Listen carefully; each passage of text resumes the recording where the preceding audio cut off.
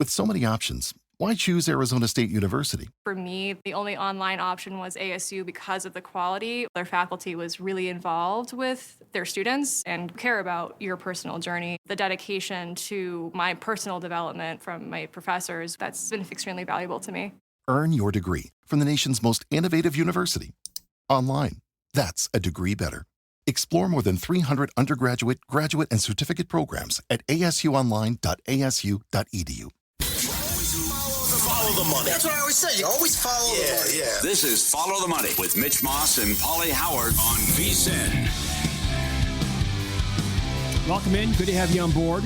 We're live in downtown Las Vegas, Circa Resort and Casino. We will keep you up to date with live betting numbers. Georgia and Notre Dame, the field goal was good by the Bulldogs. They lead 3-0 now in the second quarter. Here, we turn our attention to the world of soccer as our buddy, the meat man, Steve Wyss, joins the program now. He is with the Nordic Football Podcast, and Because We Win, he's on the Progressive Guest Line. Happy New Year, meat man. How are you? Oh, Happy New Year to you guys. I'm doing pretty well. Just watching a bit of the Darts World Championship right now. It's the semi-finals over here. It's a big sport in the UK. The crowd kind of goes a bit crazy. So, we're enjoying that and obviously enjoying the big soccer period we have over here. Sure. Let's begin here anyway with the Prim on Saturday, the games that we have starting that day in that sport, in that league. You want to begin with a nice dog here in the Southampton-Brentford match, yeah? Yeah, now this is the smallest bet I'm going to advise this week. Don't go large on this. And the reason I'm going on the money line is because I just don't fancy staking more on a big handicap or something on Southampton, because there's an old saying, bad things happen to bad teams and bad things happen when you bet on bad teams, right? Southampton are a bad team, by the way. But I am betting on them because I've just got a gut feeling about this game. And it's mostly because Brentford are a big fade for me right now. Bit worried about what I'm seeing from them. They picked up 1 point in the last 4 games. They've got a lot of injuries. They played in midweek just against Arsenal yesterday and lost 3-1. So they've had less time to prepare for the game. But more importantly, Brentford are terrible away from home. They've lost 7 out of 9 away games this season with 2 draws. And one of those was a lucky draw at Brighton recently. So I think they're in a bad phase. They're not playing that great. They've got injuries. Southampton, I mean, you could take them draw no bet if you wanted to, but a draw does no good for them whatsoever. They're almost, this is what I call a kitchen sink game for them. They've got to give it absolutely everything. This is almost their last chance already. It's a very winnable home game against a very poor away team. So it's either win or go home. So I am willing to have a small bet on them at plus 175 on the money line. They did actually play quite well in their last home game against West Ham. They lost it 1-0, but they played quite well. If they play like that again, I think they get a win. A rare win. They've only had 1 win in 19, but I think they can double up in this instance. Yeah, we got the first half over in the Brentford match, too, as well. So, Meat Man's hot. Let's keep it going. Aston Villa, minus a goal and a half against Leicester City. Yeah, I just think it's a case of we've got a team in the Champions League, Aston Villa, against a promoted team who is probably going to get relegated. So, on the face of it, there's quite a big gulfing class between the two teams. In which instance, we should expect Aston Villa to win quite comfortably at home, right? So let's take the minus 1.5 Asian handicap. So we need Aston Villa to win by 2 goals or more on the margin. They're very capable of doing that. They've got a strong home record. Leicester, I've said it before on this show, defensively, nowhere near good enough. So Aston Villa are going to get a lot of chances. They've got Ollie Watkins is back in the starting 11.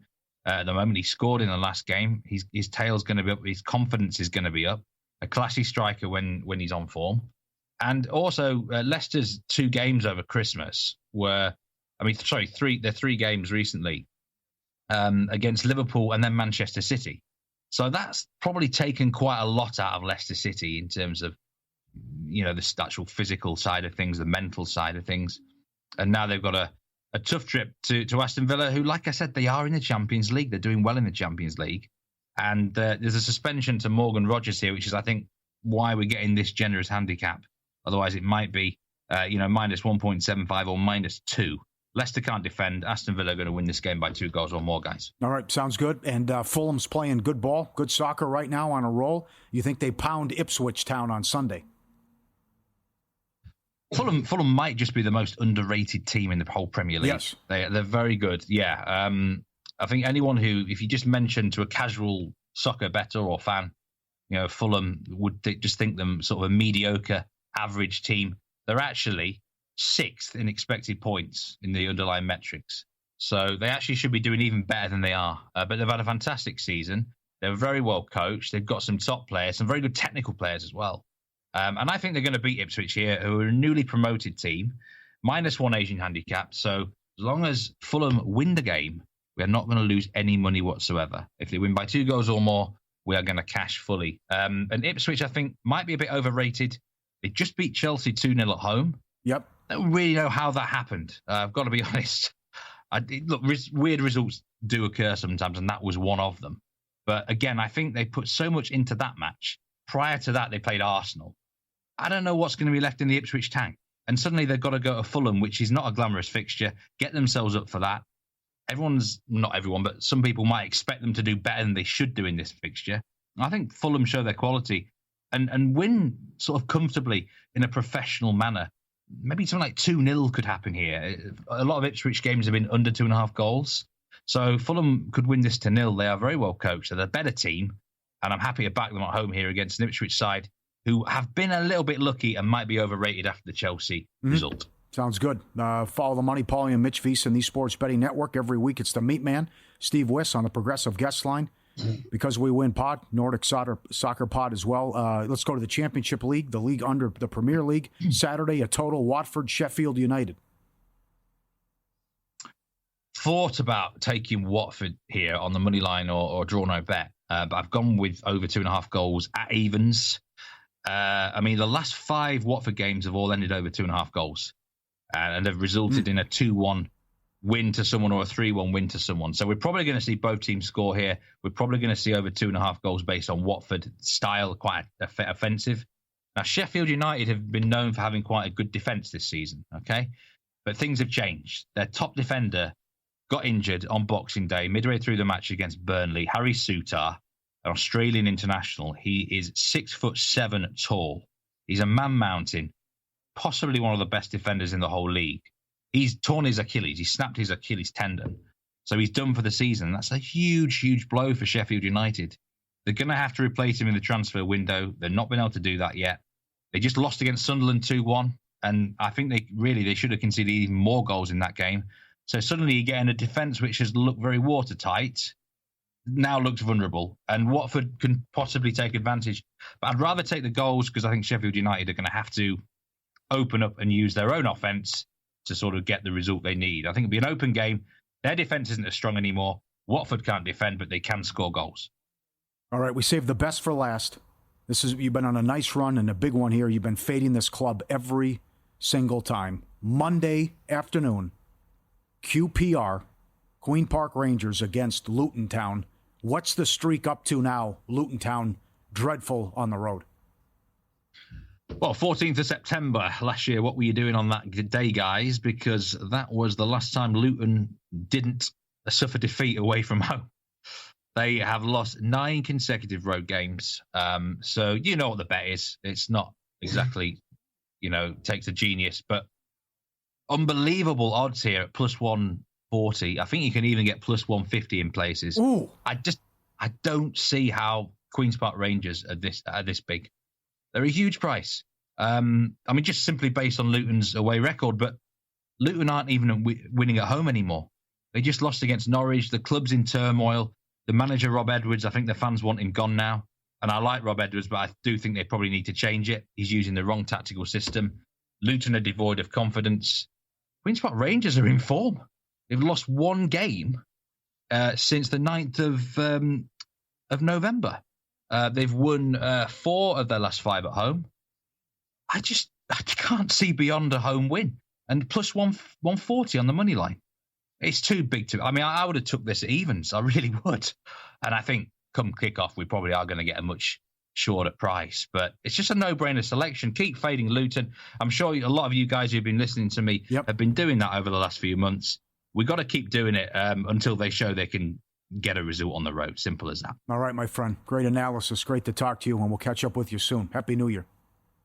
Yeah, and the same to you guys. Absolute pleasure. And go well. And best of luck with whatever you're taking this weekend. You got it. Thank you. Meat Man. There you go. Found plus 145 on that when he was talking. Yeah.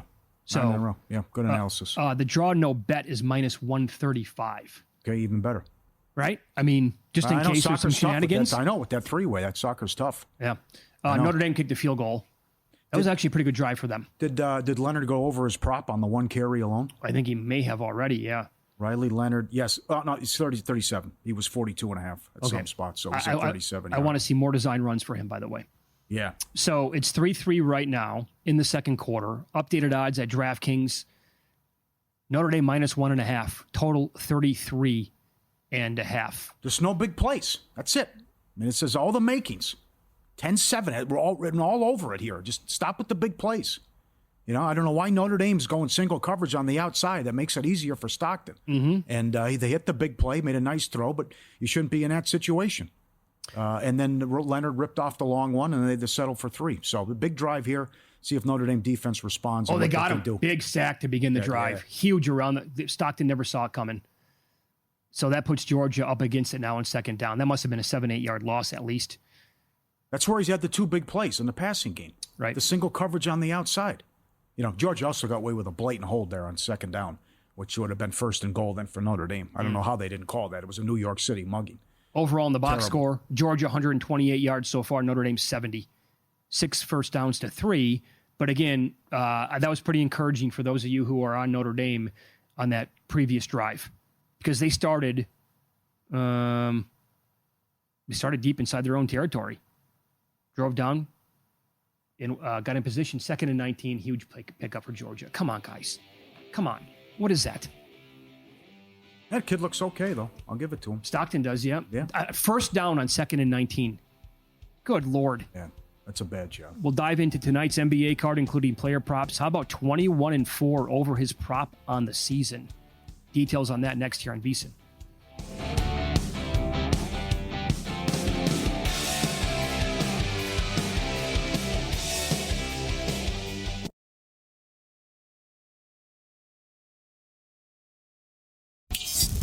This is Follow the Money on VSiN. Welcome back. We're live in Vegas, Circa Resort and Casino. Sugar Bowl ongoing. Georgia stopped on 2nd and 2. They're approaching midfield. They're going to have a third down, and we'll call it 3 or 4 yards. Coming up on 6 minutes to play. We're tied at 3 apiece. In play total at DraftKings 32.5. Notre Dame now 1.5 point favorites, the way it looks. And they're picking up the tempo here, by the way, offensively. Have you noticed this on this drive anyway? Mm-hmm. Getting to the line of scrimmage right away. And now they're taking their time here on this play on 3rd and 3 because it is a big one. If they don't get this, I would admit they're not going to go for it here. In a defensive battle, Kirby Smart, he's going to punt it and try to pin Notre Dame if they can't get it Got to have a stop here. Got to have a stop. Watch it over the middle.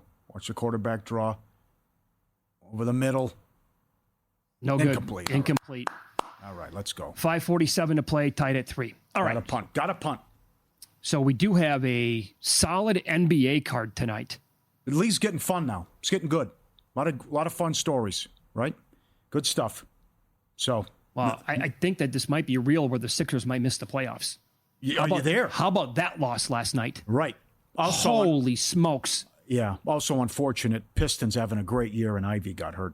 And it was gruesome too. So, that stinks. Yep. But it's it starts here. The big trade. Knicks have been awesome. A good call by you. Even if it doesn't come in, the Celtics are bored. The Knicks are won 9 in a row. They're only a half game back. You bet the Knicks to win the division. I took a little to protect myself because I laid a good number before the season on the Celtics. But the trade, getting better for Minnesota here. Had the big comeback against Houston, but hasn't worked out for Minnesota. And you're just waiting for the Celtics to wake up. And if you can find $1.40, $1.30 in that range, you'd be tying it up for a couple months. But how does Cleveland not get the 1 seed? The way Boston's playing and going through the motions. Good point. The Cavs have been awesome. And they come here and they come out down the street and they kick the Lakers' butt too. Yep. I just love how this Cleveland team's playing and going for it, and I think they're going to get the 1 seed. But the good card tonight, you're right, in the Clipper-Thunder game too. This story with the Clippers that Kawhi's coming back, and they're in first place, and they're the favorites to win that division, and the home court advantage is real. They did the right thing. George Watt kept hard. Harden's having a good year. And Powell has been a beast. He's right there for comeback player of the year. Or most improved comeback player of the year. This is a great job by Lou and the Clippers to be in this position without their best player. So in that game tonight, and I'm on vsin.com right now, up at the top, you can go over tools and then down to the NBA prop bet analyzer. Norman Powell is 18-8 over 22.5 points on the year. His prop for tonight, 18-8. James Harden, here's your big boy. Yep. James Harden is 27-5 under 3.5 made threes. Now you have to pay significant juice. Some books have 2.5, in fact. But the under 3.5 is like minus 175. I parlayed him with a couple of other player props for tonight. One of which, going back to the Celtics T-Wolves game. By the way, T-Wolves played them very tough last year. Yep. Very tough. They beat them the one time in Minnesota, and then they had their plane was delayed getting there that one day. In the follow-up game in Boston, I think they took them to overtime in that game before they lost. Yep. Derek White, 21-11 over 15.5 points on the year. 21-11 over 24.5 points, rebounds, and assists. But here's your big one in the game. Jaylen Brown, 22-6 over 3.5 assists. Good numbers. And that is juice at about minus 160 tonight. Any side? You just going to stay with the props? I'm going to continue with player props. I can't. I don't want to. I'm staying in my lane. New Year's resolutions, more player props, do what's working. I don't know how Aaron Renning does it. Probably the best in the world. I don't know how he crushes it every year, NBA sides and totals. Mm-hmm. So we're going Harden, made threes under. Best bets brought to you by G-Bank, official bank of VSiN. If you're serious about sports betting, need the G-Bank Visa signature card. Most credit card, street sports books, and gaming transactions is cash advances. Even when you put your own money on the card, G-Bank treats gaming transactions as purchases, so you're typically saving 3-5% on cash advance fees right there. Limited time, get a $250 bonus after you spend $1,000 in your first 90 days. Apply now, vsin.com/GBank. Subject to credit approval, vsin.com/GBank. You can move the sticks, by the way, by betting just player props. No doubt. You're not going to get down limits, obviously, and I'm not betting thousands of dollars on an NBA side anyway because it's very difficult to beat. So rather than that, man, just keep pegging away here with player props throughout the entire year. Here's the one I was talking about before the break. Nets at Bucks tonight. Damian Lillard, 21-4 over 3.5 rebounds. Again, right around minus 160 in that game. But so I did a couple of things today involving Harden, Jaylen Brown, and also Damian Lillard tonight. The Pacers are at the Heat. You have to like the Bucks. They're playing good ball. The Nets on a back-to-back injuries. The Nets got blown out last night. You mentioned that in win-lose. By the Raptors, right. Now, I love the NBA. But this is the one thing that bothers me, though, in the drama and the soap opera going on in Miami. Butler, according to reports, I want out. Riley, we're not going to trade him. A press release, we're not trading him. I know. Then the media talks to Butler. Do you want to be here? I don't know. So, the players really control the league and they have so much power. That's one unfortunate thing about today's NBA. But this is hard to get a read on this Miami team because of the Butler drama. And boy, the Pacers have been a disappointment here. I would say. I mean, that reminds me absolutely 100% of the Atlanta Hawks. They somehow, in a fluke, went to the conference finals. The next year, they had a hangover. They thought they were so good. Same thing's going on here with the Pacers, where they went to the conference finals, kind of a fluke, good team, but a lot of injuries went their way. Now they just show up like they're so good, and they're not. And now you look up and, oh boy, we're under 500. What a disappointment here. So it's a tough game here with the Heat, but very disappointed with the Pacers. It's a great race, too, for that division because Orlando's still in first place, but they have so many injuries. And then Atlanta's playing good ball. You can make the case, I think, for 3 teams to win that division. Yeah. I took 9-1 on Atlanta a couple weeks ago. Young's having a good year. I don't hate that. Daniels, Hunter, very good team. Jalen Johnson's awesome. Yeah. So they have a lot of pieces, and I think like that team, the way they put it together, it all fits together so well because so many of those guys are like 6'7", 6'8", 3-and-D guys, super athletic. Daniels just, stealing the ball 3-4 times a game, the deflections overall. Johnson does a little bit of everything. And Young as the catalyst on offense, as long as he's not taking these mindless, 30-foot threes when he doesn't have to, I like this team a lot. 9-1, I think, is a pretty good number there. Tell the audience what you told me before the show regarding these numbers on the Joker. So he's like the second choice now. Depends where you shop. SGA, the favorite for MVP, but it's close now. But again, the talent's never been better in the NBA. It's ridiculous. But to put these numbers in perspective, the Joker is averaging more points per game than Shaq ever did. He's averaging more rebounds per game than Duncan ever did. And he's averaging more assists than Chris Paul ever did. And he's shooting 49% from three. Give me a break. That is just completely ridiculous, dude. Yeah. So, I mean, he's doing stuff. I mean, Michael Jordan, forget it. He's doing stuff that's never been done in the history of the game. Yeah.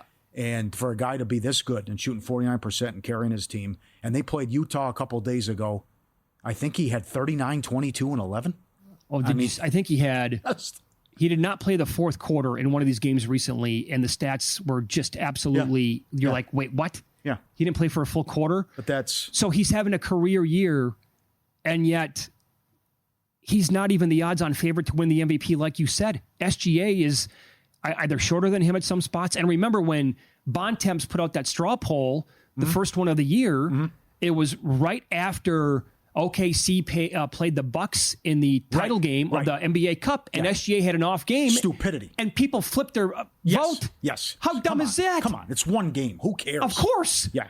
But so and for what it's worth, after the game the other night, Anthony Edwards said SGA is absolutely the MVP.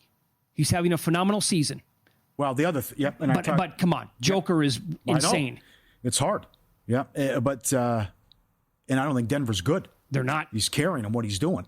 But the other thing is, in talking to Jeff Sherman, top odds maker, great job NBA at the Westgate, he's right. Once they get Chet back, watch out. This is the best team in the NBA. It's not even close. Oh, I would agree. So, but I just think it's a tough spot for the Clippers here too with that game as well. But these races, these things can flip like that though with these awards. And the late game, good job with the Lakers. It was going sideways there for a while. Remember, they were getting blown out, questioning Redick, effort, LeBron with the hiatus. They tinkered with that lineup. He made changes. They're playing good ball. Now, you got beat by Cleveland. Okay, it's going to happen. Cleveland's the best team in the league. Certainly, well, best record, and right there with OKC. So I'm not going to kill you for that. But since they made the changes here, even with LeBron out and some guy, and now you trade Russell and you get Finney Smith. Great move. Great move. Just set up shop in a corner and shoot threes. No more of this nonsense with Russell. Great job to make that move. So they should be able to take out Portland here. And you would think they could be able to make the playoffs and maybe win 45 games in that range too. But a good bounce back by the Lakers after that rough stretch they had. Got to tell you, they had to find out a way to get rid of Russell. And unload that horrible deal. The stench was emanating through my TV when I would watch him play. Yes. And the body language from the opponents was just miserable. And his shot selection, the overall play, I'm like, how is this guy even in the NBA right now? So to unload him and get a guy like Finney Smith, that's a stellar job by them. Update coming up on the Sugar Bowl as we approach halftime with live numbers, and we'll get look-ahead numbers, hypothetical NFL matchups, point spreads, and totals next.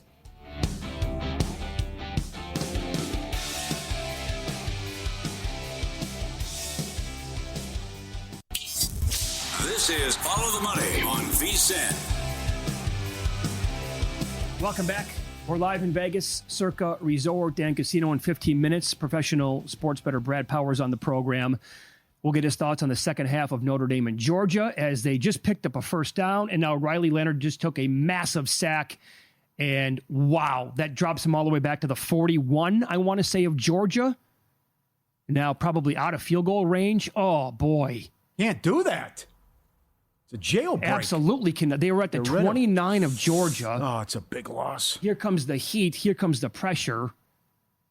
And this was, by the way, Pauly, a pretty nice drive again by Notre Dame in play. They are 3.5-point favorites at DraftKings. Total is 29.5. Leonard, obviously, he's pissed off at himself for that. Well, it's been Leonard on the ground. Love only has 17 yards. Price has 5. Leonard's got 4 for 51. Yeah. That's been the big... He had the long run that set up the field goal, and he had a long run that put him in this position. Then before making a throw to the tight end to get him 10 yards. So, but on first down there, they sent pressure, and now see if they can get in field goal range. Tough to run on the Georgia defense. But sorry, this should be a 0-0 game. You should take away the big plays, right? Yeah, the Riley Leonard 40-yard run, 35-yard run, and that huge completion, and the huge completion by Stockton. Other than that, it's just been peck, yep. bunt. 2nd and 21 now for Notre Dame. We're going to see. But they had plenty of time to keep running the football here. Yeah, they abandoned the run. Then the guy runs out of bounds, too. Yeah, That's right, the other thing. Because now you don't want to.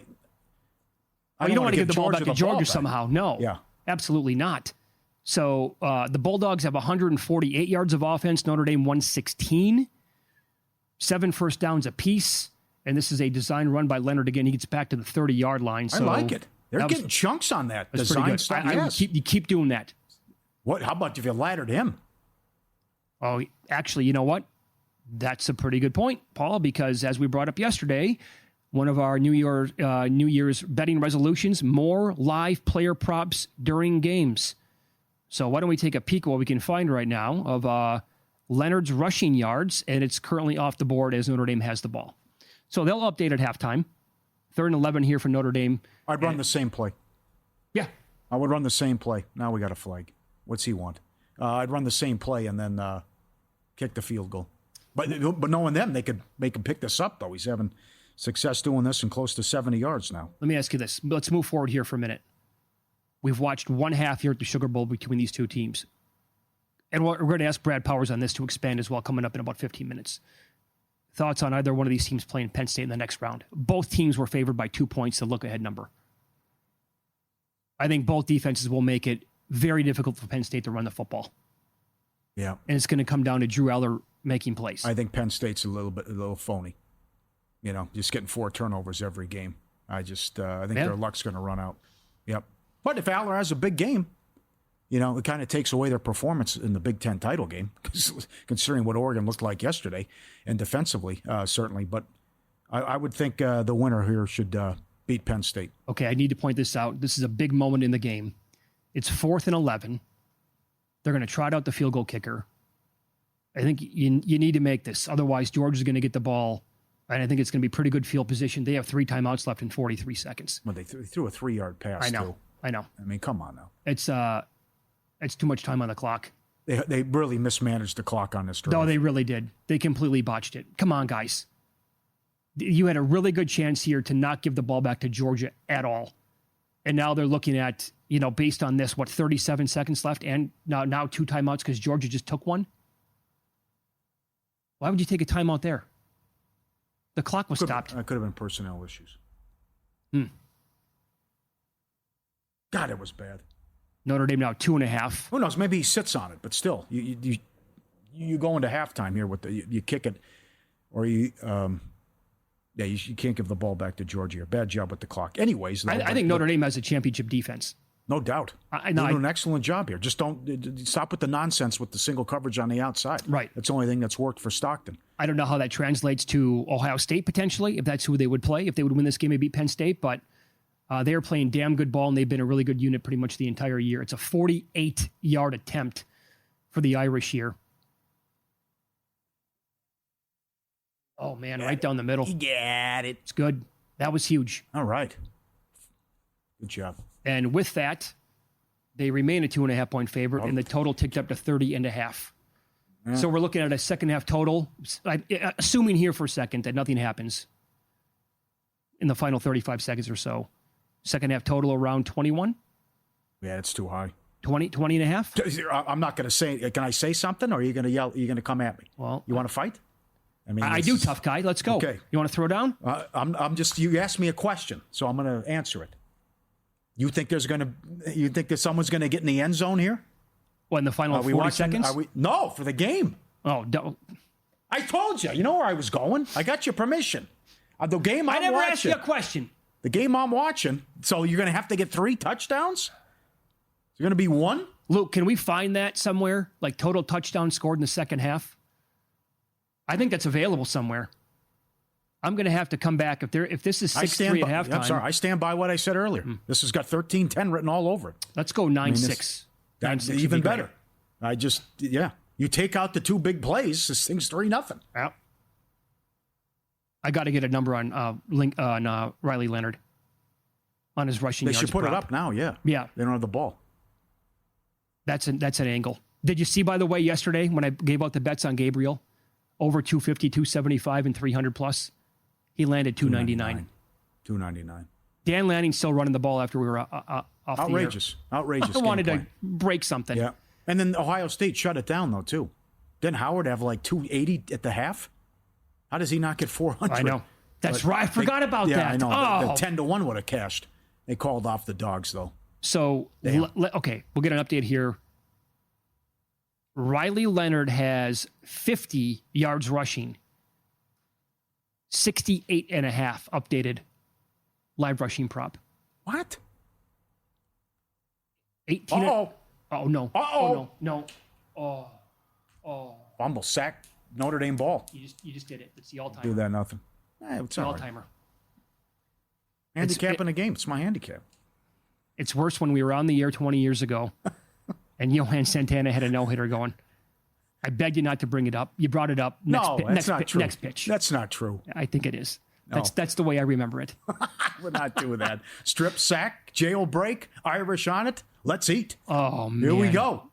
They're not going to score a touchdown. Nah, that can't happen. No, you asked about the total, 21. You couldn't put up a total of 21. So you want to put up a total of 21 in the second half? I'm going to bet the under. 6.5 in play now. All right, let's go. That's this is big. 2 big turnovers by Georgia's offense. This is big. Big trip here. Okay, let me give you this as Notre Dame now has the ball inside the 15-yard line. Hypothetical numbers, AFC playoffs at FanDuel. Broncos at Bills, Buffalo 8.5, 47.5. Love the Bills. So here's the thing. Really concerned about the Denver defense. Look at the last 4 games. Winston, YOLO, lit them up on Monday night. And there you go, touchdown Notre Dame. Damn, turnovers will kill you, Mitch. Oh, I almost just swore on the air. So this got lit up by Winston. Mm-hmm. You couldn't stop Burrow. Can't kill you for that. Couldn't stop Herbert in the Thursday night game. There was another game in there, too. I'm forgetting you. They couldn't get stops as well. Gave up 41 points to Baltimore. I think the Bills will go up and down the field, and I think Knicks will make a mistake. Luke, we got to get this. We got to play this back, by the way, at some point, maybe either back into the show or tomorrow. All-time jinx. That's a fumble, Mitch. Steelers 1.5 at the Texans. Oh, I know what you're going to do. Oh, it's Steelers money line all day. Come on. Yeah. Boy, that's... Texans have been terrible. You think this is big, by the way, for the Steelers? Because if they don't and they play the Ravens, Baltimore 7.5. And the total is 47.5. What would you do if you're Tomlin? I'd do whatever I can to face Houston. I know, yeah. I don't want to play Baltimore. And it looks like Chase Brown might not play. Yeah. And Higgins banged up, although he figures to go. I mean, that's just... Now, I know what they're going to say. Tough guys, and we already beat them, and we split division rivals. Every game's close, but that's just... I'd play people. 2 more. Chargers at Baltimore. Ravens 6.5. 49.5. They went to L.A. and beat them, I think, by 7 the first time they played. And then the Chargers at the Texans, if that's the scenario in the game. L.A. 2.5, 44.5. I'd love the Chargers there, too. So would I. I mean, that's way too much respect for the Texans. Yeah, but both those teams. Come on. Either matchup. In fact, I kind of hope it's the Chargers because I like them even more than Pittsburgh against Texas on the Texans on the road. Mm. Aren't you, regarding their final regular season game against Tennessee, don't you think they have to... I mean, my God. I would play people at least a half. Yeah, you have to. It's been that bad. I agree with what Ryans is doing. Get in there and look like a professional outfit. I mean, it's been a joke going back. Professional Sports Bettor Brad Powers on the show next. We'll discuss the second half number of the Sugar Bowl. What did he make Ohio State versus Texas before the games yesterday? That's coming up here. And Follow the Money. It's VSiN, the Sports Betting Network.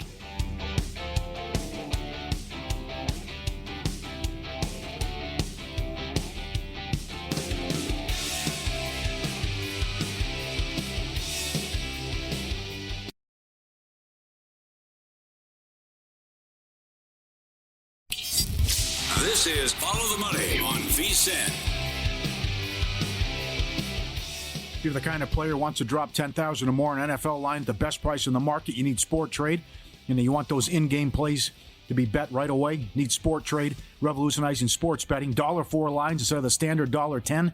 Instant in-game betting. Player service. Sport Trade delivers a premium betting experience like no other.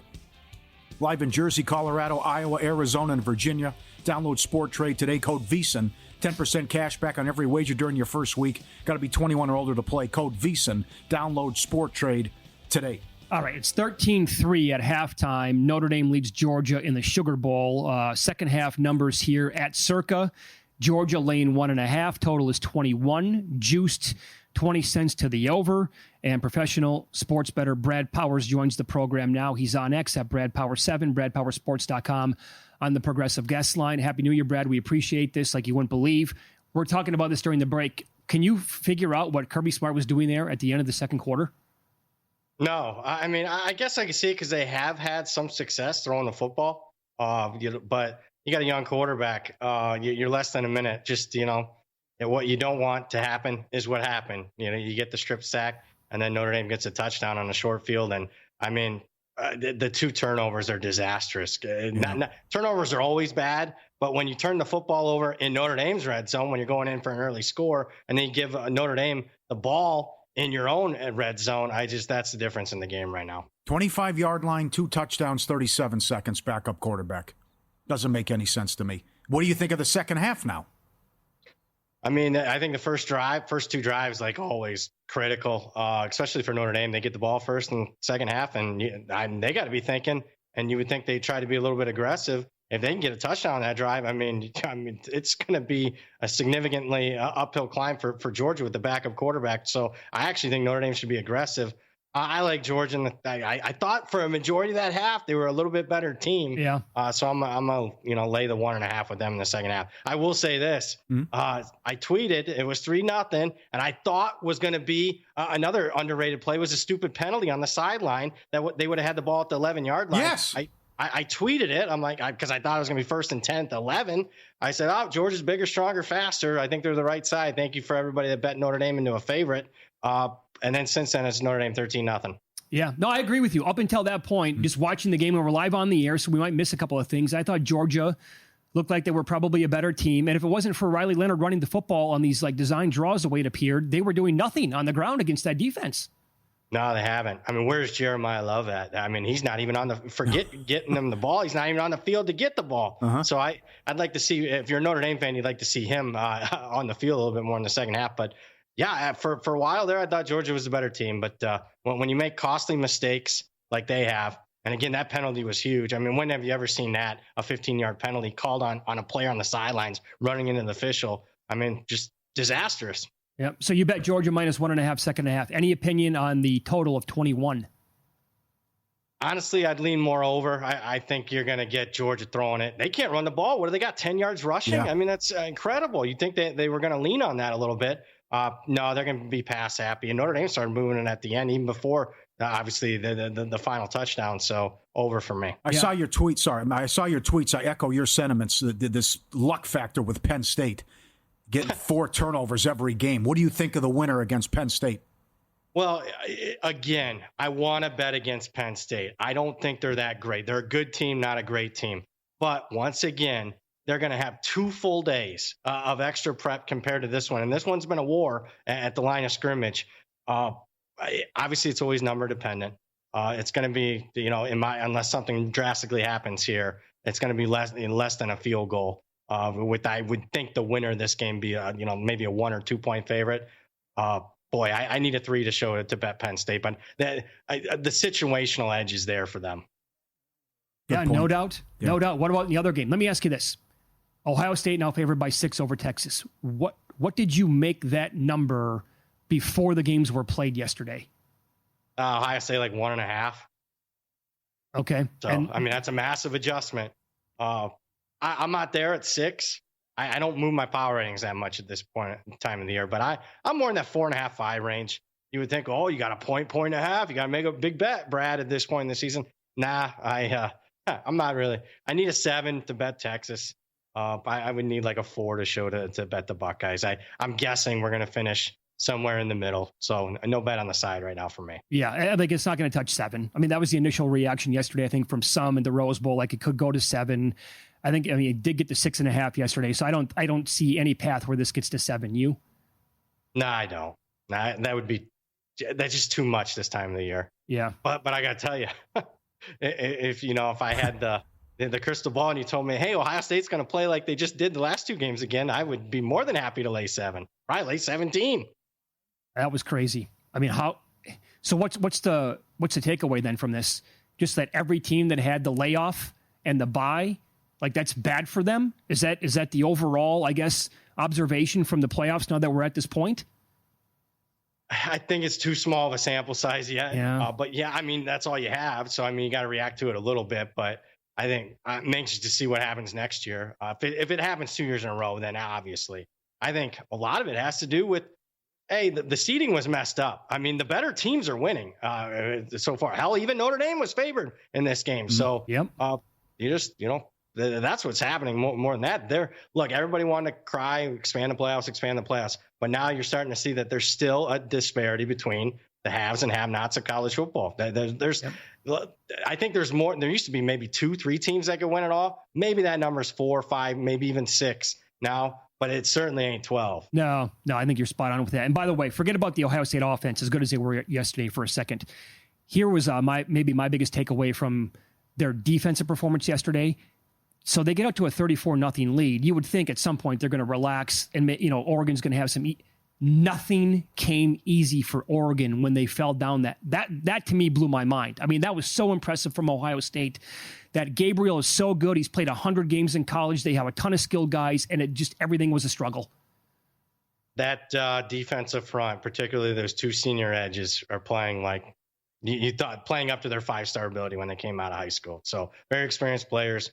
My biggest takeaway from the Buckeyes is, were they going meta? Were they, going less optimal all season because they knew what they had? I don't think I can give Ryan Day that much credit, because you don't want to lose to Michigan on purpose. But maybe they thought they could just roll out their conservative game plan and beat Michigan. And it's obvious they've been conserving this passing attack on offense. Any thoughts on the late game? Late game tonight, lean under. No big bet there. Okay. How about I have no idea what Lane Kiffin's going to be. I mean, they can win by 40 or lose the game outright. I mean, just too much variance for me with them. How about the doubleheader Friday? You really is Minnesota too high now? You gave it out at 6? I still lean that way. I bet both. I bet the under and open on the Texas State North Texas game. There's just too many opt-outs. I mean, I don't think either offense can be fully optimal. And then I just ACC stinks. Big Ten's better. BJ Fleck's good in bowl games. Virginia Tech has a dozen starters out. I mean, Minnesota is one of my favorite bowl plays of the year. So I still lean that way even after a massive move. Okay. And how about Monday Night Football with the title game, FCS? I haven't deep dived into that one. Initial gut would say North Dakota State, especially at 3.5. All right. Okay. Good for them. Good for them. They hit the stage of themselves. Yeah. Pretty cool. Yeah, very good time slot for them. Yeah. Well, we thank you, man, for coming on. We know that you're a Notre Dame fan as well, so we'll let you get back, obviously. I'm nervous, but I also got a lot of money on Georgia, so either way, I'm a winner or a loser. Yep. That's true. There you go. Thanks, Brad. We appreciate it. Happy New Year. Take care. Happy New Year, buddy. guys. There you go. Join us on the Progressive Guest Line. Follow him on X at BradPower7, BradPowerSports.com. That doesn't make any sense. That doesn't. Backup quarterback. 2 timeouts, stupid. 30 seconds. Come on, man. Oh, that's silly. And now Notre Dame gets the ball. And now that opens things up for the total too. I could see it if they missed the field goal. You have better field position. Yeah. And at that point, it's only 3-3 still. Yeah. It's a 6-3 game. Where are you going? You've made 2 plays the whole half. Yeah. You got Tom Brady back there. The 2 turnovers are so big. Etienne, inside the red zone, picking up 6 yards. Fumbles as they're going to maybe go in and score a touchdown. No good. Notre Dame gets the ball, and then that one, as a direct result, Notre Dame scored a touchdown off of another just bad play by Georgia. But again, here Adam Burke called this on our show yesterday. Maybe take a peek at Notre Dame. The way the games were trending with these teams having the extra time off, he said maybe take a peek at Notre Dame first half against Georgia, because it's been affecting everybody. And so, who knows? Did that really factor into this? Is that really a result? It's easy to sit here and say, yeah, based on the results it is, and that's why Notre Dame has a lead and every other team did as well, but... More design runs for Leonard. Yeah. And I would even just do the, drop back, don't throw the ball, take off and run. It's the best part of their offense right now. Yeah. How about this? A quarterback announced he's going pro today. For what? Like, which day does he get drafted on? Is it going to be day 3? We'll kick that around coming up next.